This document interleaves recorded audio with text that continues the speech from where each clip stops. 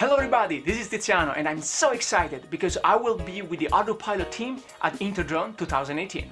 If you're new to the channel, consider subscribing because I will be posting videos from the exhibition and I'm looking for your story to tell. What does Ardupilot mean to you? It doesn't matter whether you use it for fun, research or business, whether you write code or not. What type of vehicle have you been controlling with Ardupilot?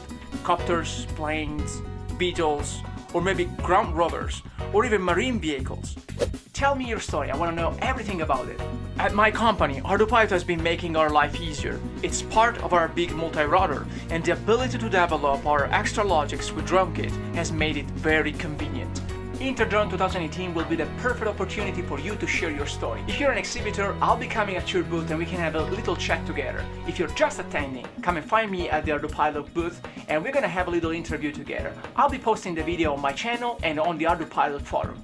Thank you guys for watching, don't forget to subscribe and I will see you in Las Vegas.